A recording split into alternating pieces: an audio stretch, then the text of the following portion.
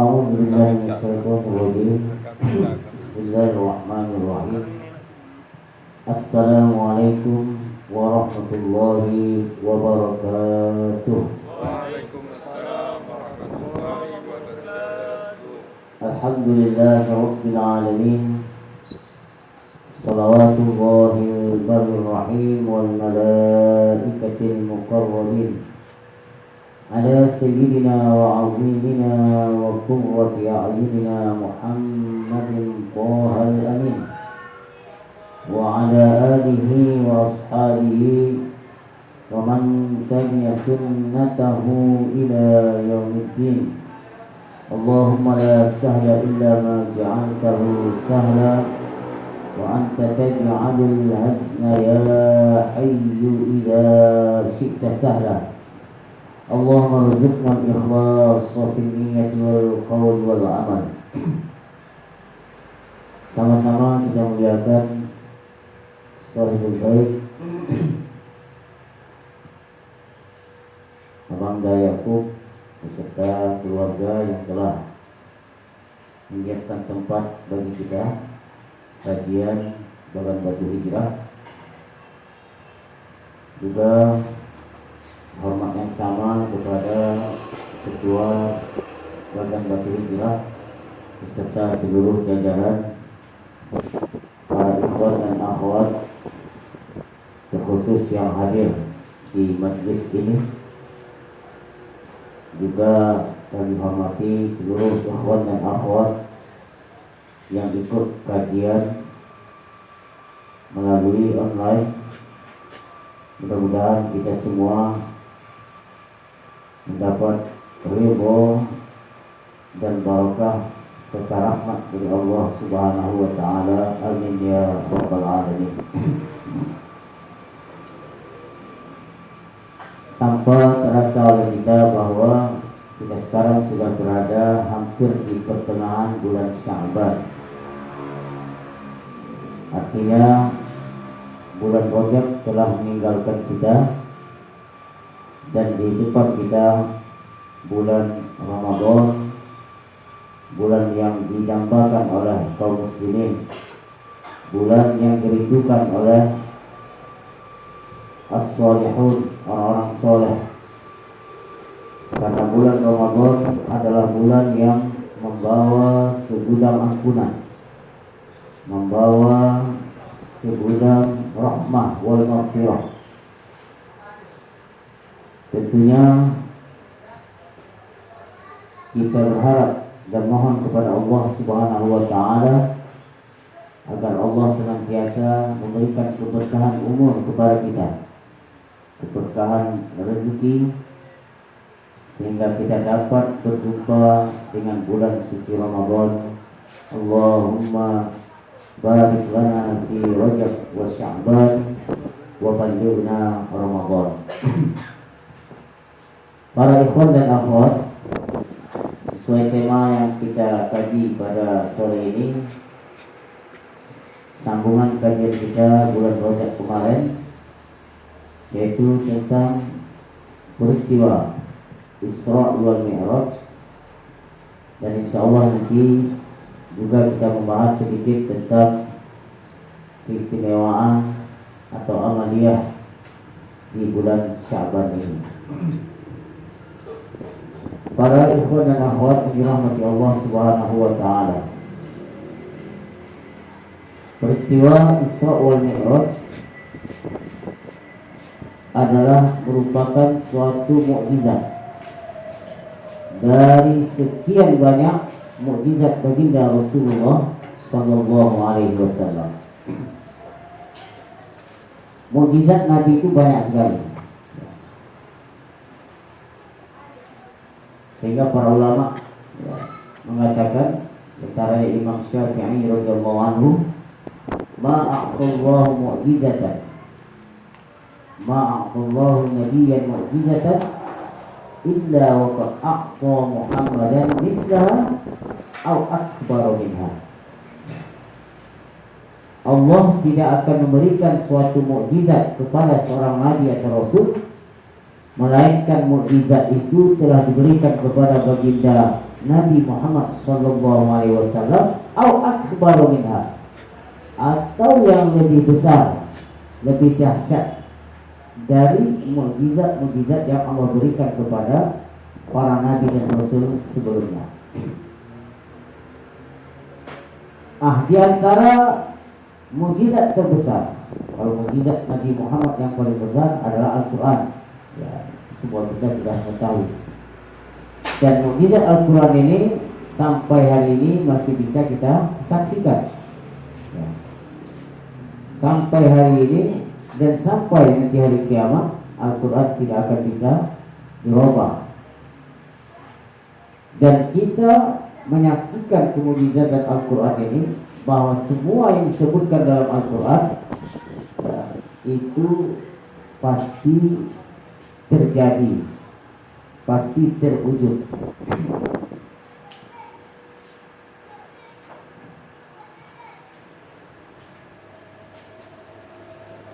Nah, oleh karena itu mukjizat Isra wal Mi'raj juga termasuk mukjizat terbesar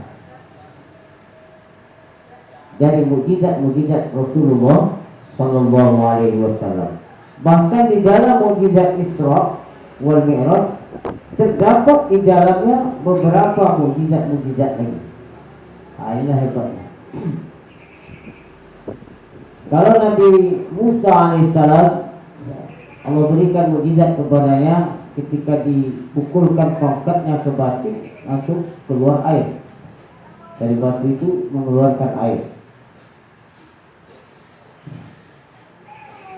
Tetapi mukjizat yang Allah berikan kepada Nabi Muhammad lebih dahsyat dari itu lagi. Apa itu?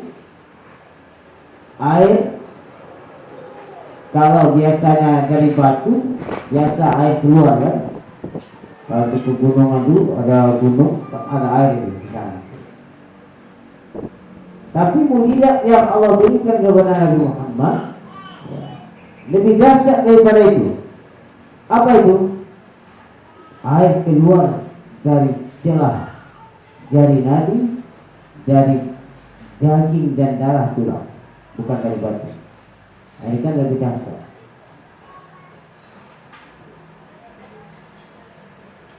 Kalau Nabi Isa alaihissalam, Allah berikan mukjizat kepadanya, bisa menghidupkan orang yang sudah mati. Ya. Yang mana orang itu sebelumnya pernah hidup. Tapi Allah berikan mukjizat kepada baginda Rasul lebih dahsyat daripada itu. Apa itu?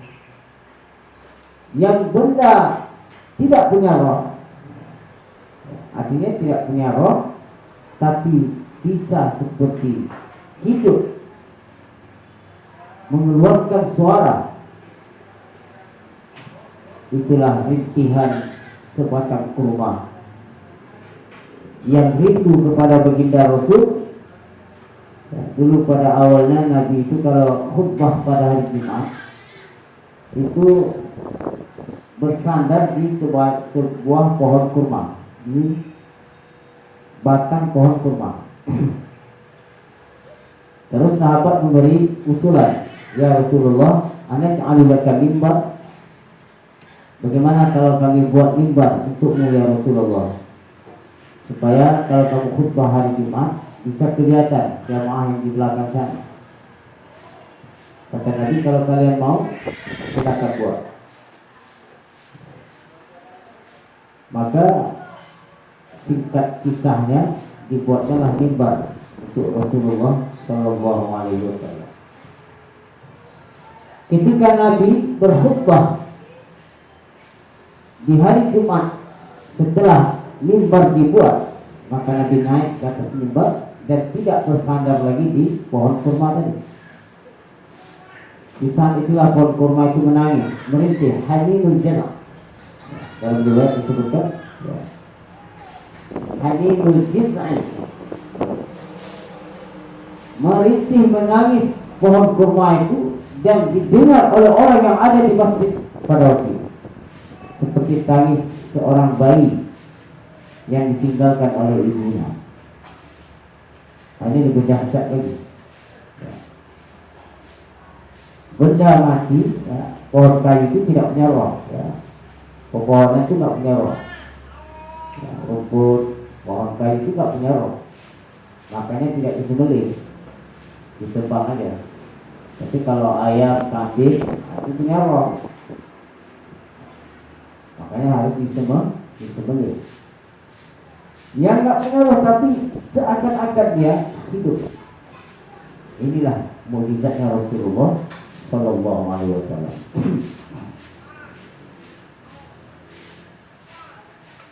Kalau Nabi Isa alaihissalam bisa menyembuhkan orang yang buta, orang yang kena penyakit baros, ya, orang yang lumpuh, berapa banyak dengan usapan tangan baginda Rasul Shallallahu Alaihi Wasallam, ya, yang menyembuhkan. Dengan sebab itu banyak orang yang sembuh dari penyakit-penyakit. Makanya kata Imam Syafi'i, mukjizat yang Allah berikan kepada para nabi dan rasul sebelumnya itu diberikan juga kepada baginda Rasul, bahkan lebih dahsyat, lebih besar daripada mukjizat-mukjizat mereka. Para ikhwan dan akhwat yang dirahmati Allah Subhanahu wa taala. Nah, apa kaitannya dengan peristiwa Isra? Peristiwa Isra ini juga disebut mukjizat. Kenapa dia dikatakan mukjizat? Karena perkara yang luar biasa, bukan yang biasa. Begitu Nabi menempuh perjalanan yang sangat jauh, tetapi ditempuh dengan waktu yang sangat singkat.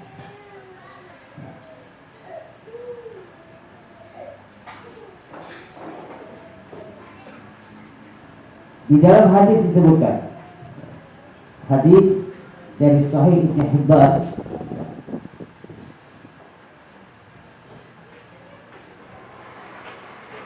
an Abdullah bin Buraidah an abihi qala qala Rasulullah sallallahu alaihi wasallam lamma kana lailata usriya bi intahaitu ila baitil maqdis fa kharaqa jibrilu as-sahrata bi isba'ihi wa shadda biha al-buraq.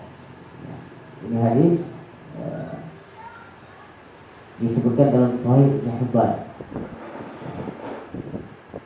Lama kana lailata usriya bi, kata Nabi ketika malam aku diisrakan. Lama kana lailata usriya bi, ketika malam aku diisrakan, kata Nabi, intahaitu ila Baitul Maqdis, saya sampai ke Baitul Maqdis. Ya. Tahu kan Baitul Maqdis? Di mana Baitul Maqdis? Bang Abrat, di mana Baitul Maqdis? Hah? Di Kuningan. Di mana? Palestina. Ya. Kenapa dinamakan Baitul Maqdis? Dinamakan Baitul Maqdis di qadasatihi wa taharatihi, karena kesuciannya dan karena kemuliaannya. Sama dengan Masjidil Haram. Kenapa dinamakan Masjidil Haram? Karena ada hukum khusus yang berlaku di Masjidil Haram yang tidak ada di masjid-masjid selain Masjid Al-Haram. Apa? Tidak boleh, ya, membunuh hewan-hewan yang ada tinggal di sana. Tidak boleh memotong kayu-kayu, pohon-pohon yang ada di tanah haram atau di Masjidil Haram. Kalau mau mengerjakan umroh atau haji harus pakai ihram. Jadi ada aturannya. Tidak bisa salah-salah masuk. Mau umroh misalkan masuk pakai kayak kita nih, tidak bisa. Dan sholat di Masjidil Haram itu, ya, 100.000 kali lipat pahalanya. Inilah yang dimaksud oleh Nabi dalam hadisnya, la tasyuddu rihal illa ila hadhihi masajid. Masjid hada wa Masjidil Haram wa Masjidil Aqsa. Kata Nabi, kalau kalian mau mencari sholat, mau mencari pahala yang banyak, ya, tak usah pergi kemana-mana kecuali ketiga masjid ini.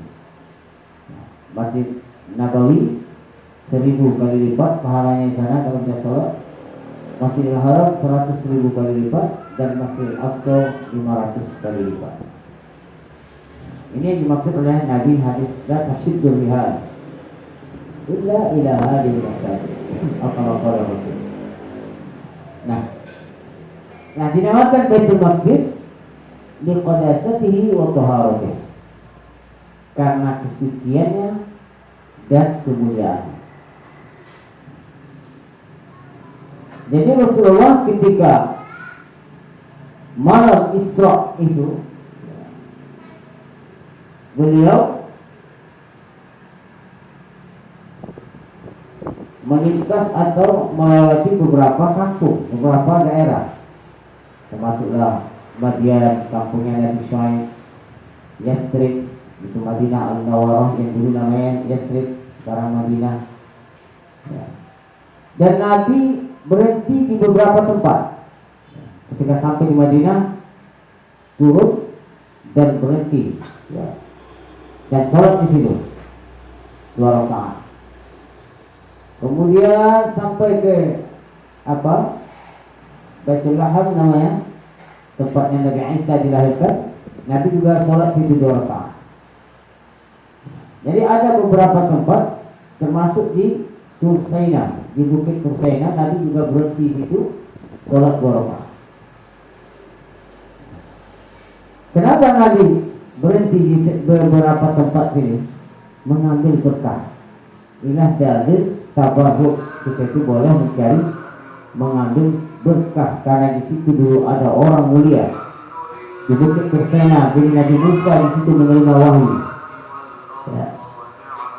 Baitul Lahir, di situ dulu Nabi Isa alaihissalam dilahirkan, tempatnya lahirnya Nabi Isa. Maka Nabi mengambil berkah di tempat-tempat ini. Ya. Maka kalau ada orang mengharapkan tabarruk hari ini, ya, aneh sekali, Nabi saja bertabarruk. Ya, kalau ada orang anti tabarruk, anti tawassul, anti ziarah kubur, ya, Nabi yang ketika melintas itu tercium bau yang sangat harum dari sebuah kubur.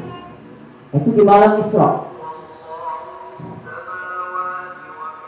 Maka Nabi bertanya, ini bau apa wahai Jibril? Kata Jibril, ini adalah bau kubur Masyitah. Masyitah itu profesi seorang perempuan yang profesinya menyisir rambut putrinya Fir'aun. Ini cerita sering kita dengar. Ya. Gimana kisah ceritanya? Ini si Masyitah ini, ya, tukang sisir rambutnya putri Fir'aun ini. Ya. Ketika menyisir rambutnya putri Fir'aun, sisir itu jatuh. Kemudian dia mengambilnya dengan Bismillah. Maka dengarlah oleh putri Fir'aun ini, apa katanya? Apakah kamu punya Tuhan selain bapakku? Kata dia. Iya, kata Masyitah. Tuhanku dan Tuhan bapakmu adalah Allah Subhanahu wa ta'ala.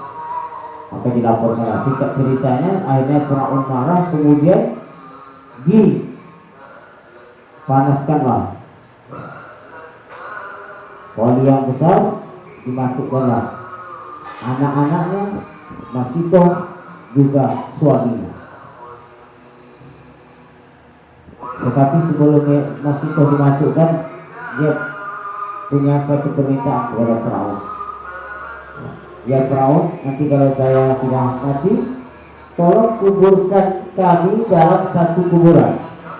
Itu permintaan Masyitah kepada Fir'aun. Ya Fir'aun menerima permintaan itu, karena dia mikir juga, karena Masyitah ini sudah berkhidmat sama dia, sudah menyisir rambut putrinya bertahun-tahun. Masa hanya minta dikumpulkan dalam satu kuburan, dia nggak mau. Akhirnya Fir'aun mau. Nah, ketika Nabi melintas pada malam itu, melewati itu kubur, terciumlah bau yang sangat harum. Ya. Bayangkan jarak zaman Firaun itu ke zaman Nabi kita berapa puluh tahun, mungkin sampai 1000 tahun, ribuan tahun, tapi baunya masih ada sampai Nabi ketika di Isra Mi'rajkan pada malam itu, ya, Nabi mencium bau yang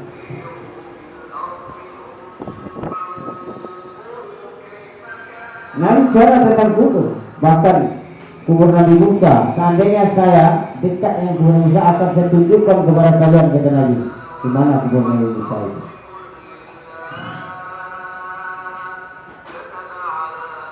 Ini juga dalil tentang bolehnya kita ziarah kubur. Apalagi biasanya tradisi kita, kebiasaan kita menjelang Ramadan, menjelang Lebaran, kita biasanya berbondong-bondong ziarah ke kubur-kubur orang-orang yang telah mendahului kita, saudara kita, orang tua, atau kakek nenek kita.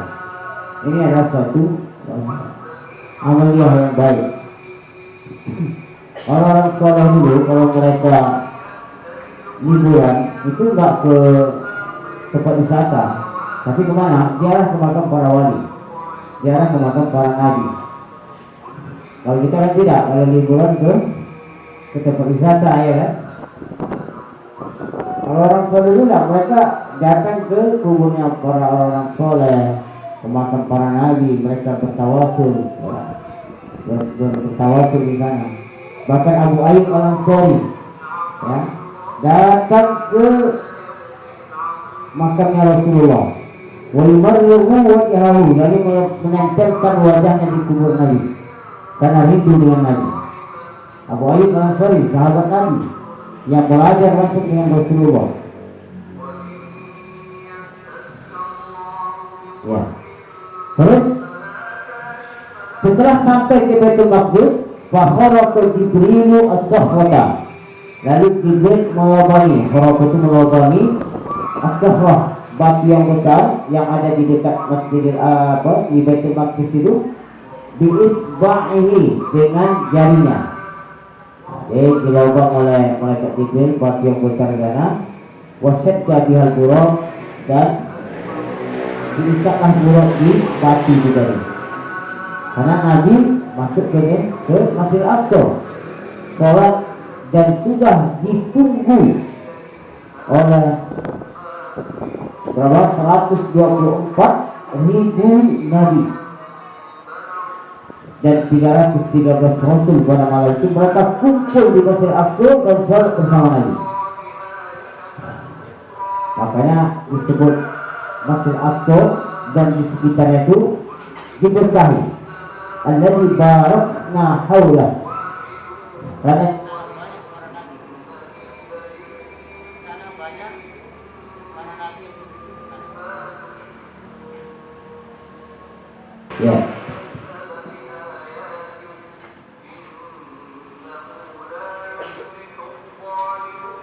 Nah, kendaraan Nabi dalam peristiwa Isra wal Mi'raj ini ada 3.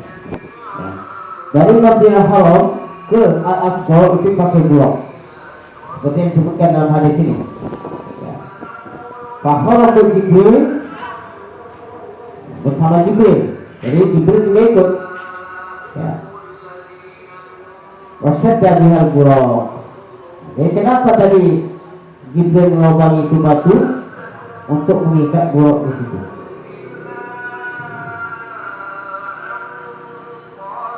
Jadi kendaraan Nabi dari Masjidil Haram ke Al-Aqsa itu pakai buraq.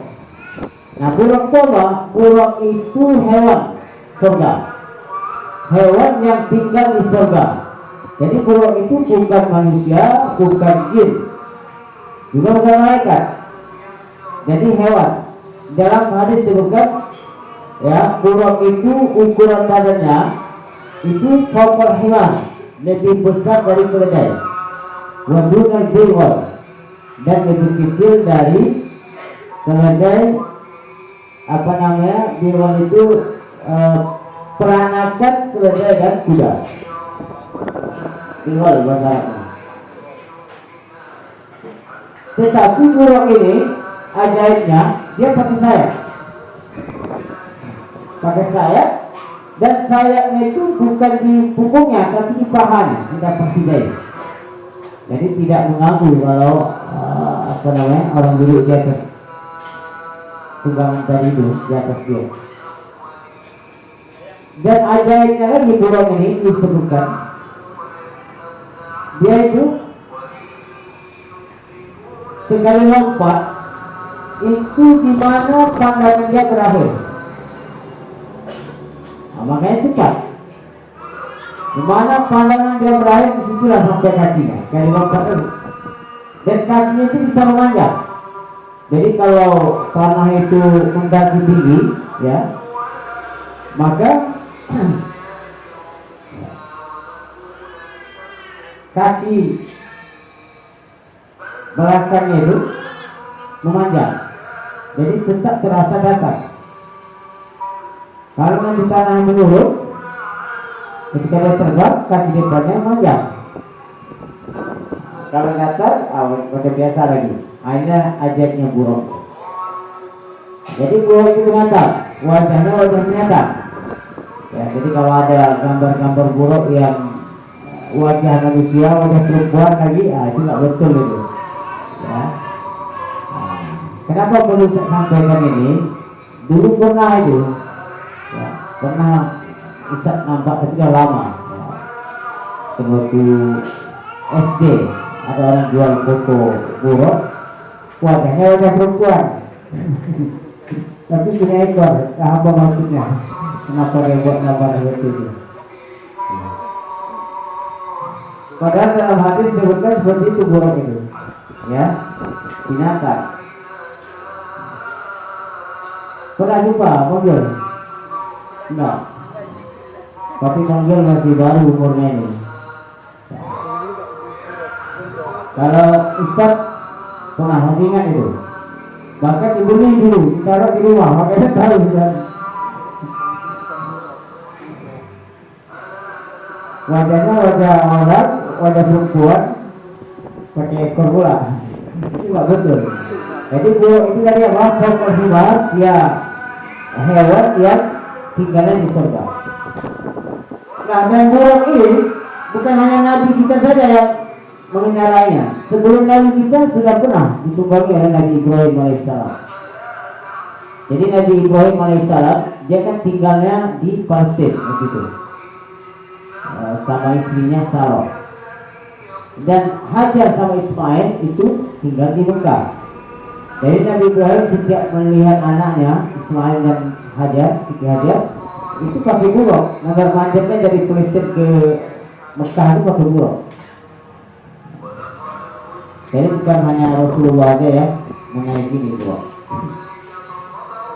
Nah, adapun dari Al-Aqsa, dari Masjid Al-Aqsa naik ke atas sampai ke Sidratul Muntaha itu nggak pakai burung, pakai sulam, pakai tangga. Makanya ini Allah situ berkot, artinya tangga. Ya. Tapi tangga itu nggak nampak kita, bermahjub dari pandangan kita. Tangga itu sangat indah sekali. Anaknya itu terbuat dari emas dan perak, emas dan perak. Dan tangga ini juga disebutkan kalau orang mukmin yang soleh meninggal, itu nanti rohnya kan naik ke atas. Itu pakai tangga itu naik. Dan tangga itu berpindah-pindah.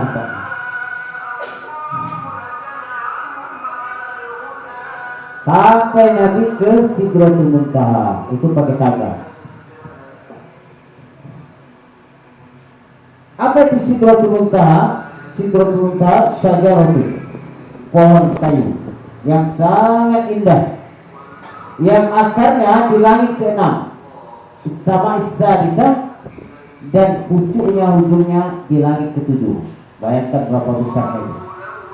Ya, kita tahu dalam tafsir disebutkan jarak antara satu langit ke langit berikutnya itu 500 tahun perjalanan kaki kalau seandainya kita tempuh.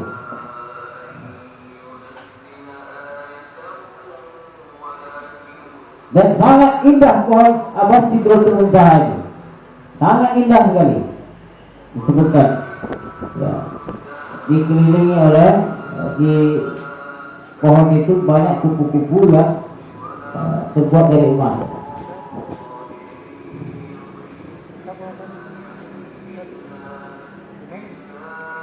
Jadi Sidratul Muntaha itu kayak mahathah terminal.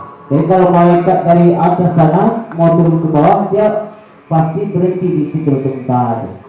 Begitu juga malaikat yang dari bawah ini mau naik ke atas, berhenti dulu di Sidratul Muntaha. Kayak terminal lah. Dari Sidratul Muntaha ke atas langit ketujuh lagi, itu Nabi naiknya pakai apa? Pakai Raf al-Akhbar. Raf al-Akhbar itu kayak karpet. Nah, ini juga kendaraan kita di surga nanti. Jadi dia bisa terbang. Raf itu. Itu dari Sidratul Muntaha ke atas langit ketujuh, ya. Jadi 3 kendaraan Nabi dalam perjalanan Isra wal Mi'raj. Di Sidratul Muntaha itulah Nabi melihat malaikat Jibril dalam bentuk aslinya. Kalau tadi kan ketika dari Mekah ke Al-Aqsa, itu Nabi Jibril itu, malaikat Jibril itu tidak bentuk aslinya, tapi menjelma bentuk laki-laki yang tampan wajahnya. Ya. Jadi malaikat Jibril itu setiap jumpa Nabi itu nggak bentuk aslinya, dia menjelma. Hanya 2 kali dia yang berbentuk asli yang dilihat oleh Rasulullah. Pertama dulu di Mekah sebelum peristiwa Isra ini, di Adiyat namanya di Mekah. Itu Nabi mohon kepada Jibril minta ditunjukkan bentuk aslinya. Maka saat itu Nabi pingsan karena begitu besarnya badan malaikat Jibril ini, mempunyai 600 sayap. Satu sayap saja kalau dikembangkan oleh malaikat Jibril itu tertutuplah dunia ini, tertutup banyak masyriq wal maghrib. Satu sayap, bagaimana kalau dia kembangkan 600 sayap? Jadi malaikat Jibril itu kuat. Allamahu syadidul quwa. Dia mengangkat kampungnya Nabi Lut, kaumnya Nabi Lut, itu diangkat oleh malaikat Jibril birisyati janahi, dengan 1 bulu sayapnya. Nah, diangkat tuh kampung habis sampai ke atas sana, dibalik. Dalam Al-Quran disebutkan terbalik kampung itu, yang atas ke bawah, yang bawah ke atas. Nah, walaqad ra'ahu nazlatan ukhra 'inda Sidratil Muntaha 'indaha jannatul ma'wa. Dalam surah An-Najm itu malaikat Jibril ya dilihat oleh Nabi yang kedua kalinya dalam bentuk aslinya. Walaqad ra'ahu nazlatan ukhra. Kenapa disebutkan sungguh Nabi melihat yang kedua kalinya? Karena yang pertama Nabi tidak pernah melihat dalam bentuk aslinya di Mekah. Anda Sidratul Muntaha. Ini yang dimaksud ayat itu. Silakan baca kitab-kitab tafsir. Disebutkan adalah malaikat Jibril. Summa dana fatadalla fakana qaba baina qausaini aw adna. Makin senangnya malaikat Jibril pada malam itu mendekat ke Nabi sampai sumadana fatadalla. Makin dekatnya jarak itu lebih kurang 2 zirah, 2 hasta. Makin senangnya malaikat Jibril, gembira. Ya. Nah, sebagian orang salah memahami ayat ini, katanya Nabi bertemu dengan Allah di sana. Nauzubillah min dzalik. Padahal ayat itu maknanya adalah malaikat Jibril. Karena Allah Subhanahu wa taala tidak butuh kepada tempat, tidak berada di suatu arah, tidak berada di suatu tempat. Tapi malaikat Jibril yang berada di suatu tempat yang di atas tadi di Sidratul Muntaha. Itu makna ayat itu. Lama kana lailata usriya bi intahaitu ila Baitul Maqdis fa kharaqa Jibril sahwata bi isba'ihi. Lalu malaikat Jibril melobangi batu tadi wasyadda bihal buraq, untuk mengikat buraq.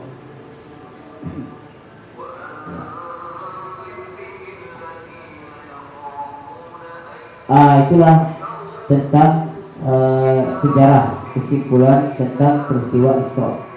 Ya. Dan Mi'raj. Sebenarnya banyak, masih banyak lagi, tapi itu secara ringkas.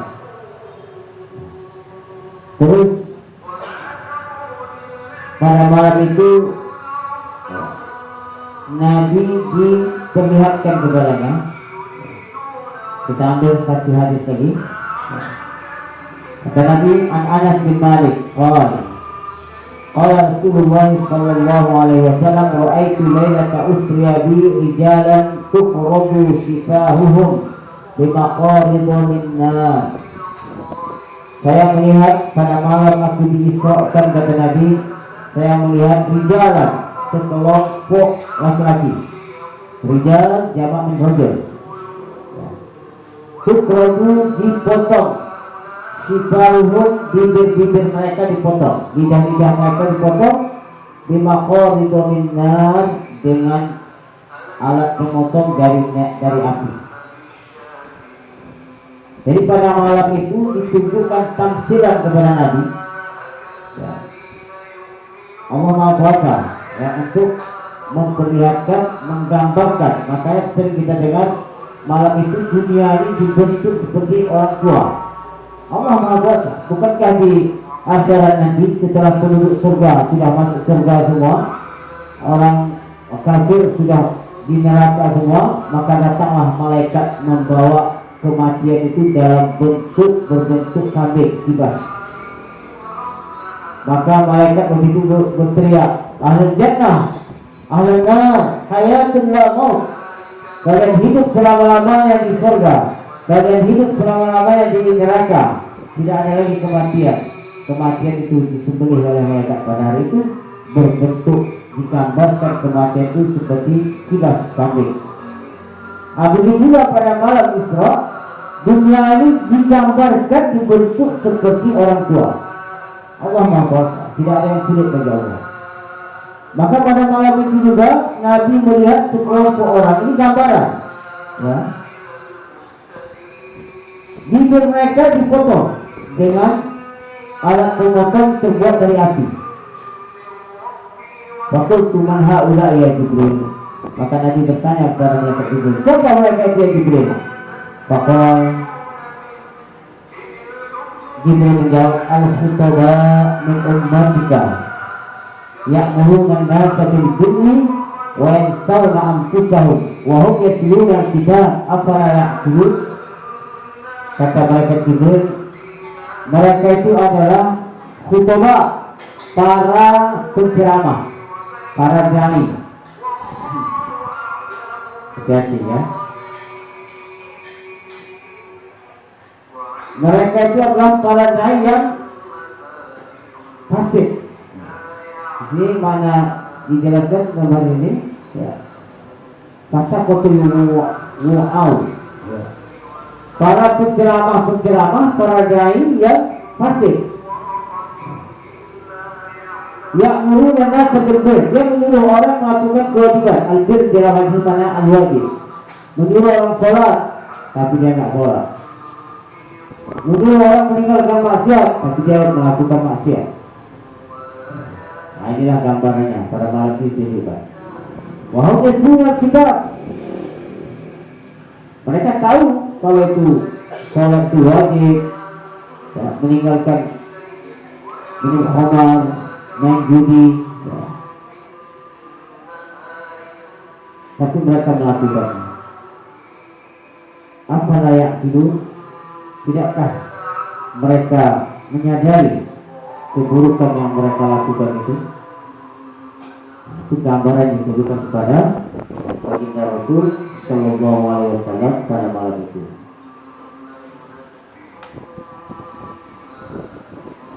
Jadi sebenarnya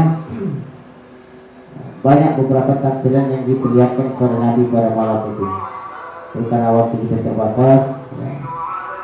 InsyaAllah dalam pertemuan berikutnya nanti InsyaAllah kita sambung lagi. Jadi intinya peristiwa Isra wal Mi'raj ini adalah mukjizat Rasulullah Sallallahu Alaihi Wasallam. Di antara mukjizat Nabi yang terbesar. Tapi mukjizat Nabi yang paling besar adalah Al-Quranul Karim. Nah, kenapa Nabi di Isra Mi'rajkan? Dalam ayat itu dijelaskan, linuriyahu min ayatina, untuk ditunjukkan kepadanya tanda-tanda kebesaran ciptaan Allah. Bukan untuk berjumpa sama Allah, bukan untuk bertemu, tidak. Ya. Tapi kalau Nabi dapat perintah sholatnya di atas, disitulah Nabi menerima wahyu. Sebagaimana dulu Nabi Musa alaihissalam diturunkan wahyu kepadanya di Bukit Tur Saina. Bukan berarti Allah berada di Bukit Tur Saina. Jadi bukan tujuan Isra itu Nabi naik ke atas kemudian jumpa ngobrol sama Allah, tidak. Ya. Terus apa makna hadis? Ketika Nabi turun jumpa dengan Nabi Musa, kata Nabi Musa apa? Ilhab sal rabbaka at-takhfif. Itu mana hadisnya? Kan Nabi Musa bertanya ketika Nabi turun itu, ya, apa yang kau dapat dari atas tadi? Maka Nabi menjawab, Allah mau wajibkan kepada saya sholat 50 kali, ya, gitu kan hadisnya panjang. Terus Nabi Musa mengatakan, pergilah kamu was'al, dan mintalah keringanan, mintalah kepada Allah keringanan, at-takhfif. Itu maksudnya bukan pergilah kamu berjumpa kepada Allah, bukan itu maksud hadis itu. Tapi pergilah kamu ke tempat di situ kamu menerima wahyu tadi. Bukan pergilah kamu di tempat di situ Allah, tidak. Tapi di situ ditafsirkan oleh para ulama apa? Pergilah di tempat yang mana kamu tadi di situ mendapatkan wahyu, bukan Allah di situ. Kenapa? Karena Allah tidak butuh kepada tempat. Allah mempunyai sifat mukhalafatul hawadith, ya, tidak serupa dengan makhluknya. Kalau dikatakan Allah berada di suatu arah, berada di arah atas, duduk, ngobrol seperti kita ini banyak sekali keserupaan bagi Allah, maka batalah ayat laisa kamitslihi syai'. Maka batalah sifat Allah mukhalafatul hawadith. Maka batalah sifat apa? Firman Allah, qul huwallahu ahad, Allahus samad, lam yalid wa lam yulad wa lam yakul lahu kufuwan ahad. Batalah ayat fala tadribu lillahi al-amsal. Banyak sekali. Enggak mungkin antara satu ayat dengan ayat yang lain itu saling bertabrakan. Al-Quran itu saling menguatkan, bukan saling menyalahkan. Nah, ini yang perlu kita paham. Ya.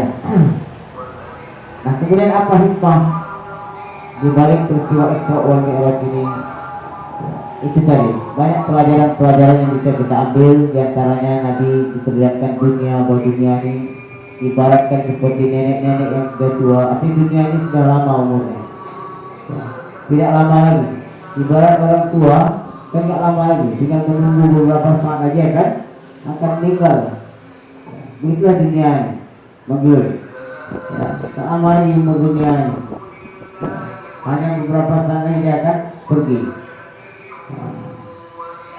Jadi yang belum nikah coba, ya, sebelum dunia ini kiamat.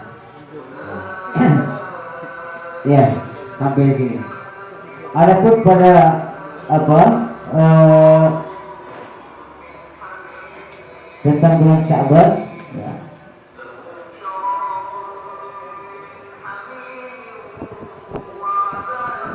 nanti ada di bulan Sya'ban ini satu malam yang situ doa mustajab, ya, kita sebut dengan Nisfu Sya'ban, malam 15 Sya'ban. Kemudian apa yang harus kita perhatikan di bulan Sya'ban ini? Kalau kita punya hutang puasa di Ramadan kemarin, bayar cepat sebelum datang bulan Ramadan. Kalau kita tunda sampai nanti datang Ramadan, hutang puasa kita belum kita bayar, karena dulu kita pernah meninggalkan puasa di Ramadan kemarin, nanti, ya, di samping dia wajib mengganti puasa yang itu, juga wajib membayar fidyah, wajib membayar beras perharinya lebih kurang 6 orang. Nah, jadi kalau puasa kemarin ada yang meninggalkan 1 atau 2 atau 3-nya, maka diganti juga. Apalagi yang perempuan lagi halangan misalnya, terus meninggalkan puasa dulu ada 7 hari 1 minggu, diganti. Udah ganti belum? Ganti. Masih ada kesempatan nih sekitar 20 hari lagi, ya. Lebih lebih kurang 20 hari lagi. Ganti itu puasa dulu. Kalau tunda besoklah sampai Ramadan datang, tunda lagi sampai Ramadan lagi, 3 kali Ramadan udah perharinya puasanya tetap sesuai hari yang ditinggalkan, tapi kurasnya double. Berarti kalau 3 Ramadan sudah dilalui, kita katakan tadi 1 mon itu lebih kurang 6 on, berarti 6 kali 3 berapa? 18 ya? Berarti 1 kilo 8 on per hari tambahnya. Kalau ada 10, jadi ganti coba. Jangan kita menyibukkan puasa sunnah, puasa yang wajib belum diganti. Ya, ini orang tertipu. Itu yang pertama. Yang kedua, di malam nisfu Sya'ban nanti kita di situ dianjurkan banyak berdoa, ya, karena malam itu termasuk malam yang mustajab. Ya, kata Nabi, "Idza kana lailatun min Sya'ban fasumu naharaha wa qumu lailaha." Atau Rasul, kalau datang bulan malam nisfu Sya'ban, maka hidupkanlah malam itu dengan sholat dan puasa lagi waktu siangnya. Ini anjuran dari baginda Rasulullah Sallallahu Alaihi Wasallam. Mudah-mudahan kita semua diberikan keberkahan umur, kesehatan badan, kemurahan rezeki, sehingga kita dapat bertemu lagi dengan bulan suci Ramadan yang tinggal lebih kurang 20 hari. Insyaallah kita bertemu dengan bulan suci Ramadan, diberikan kesempatan untuk memperbanyak kebekalan untuk akhirat kita. Amin amin ya rabbal alamin.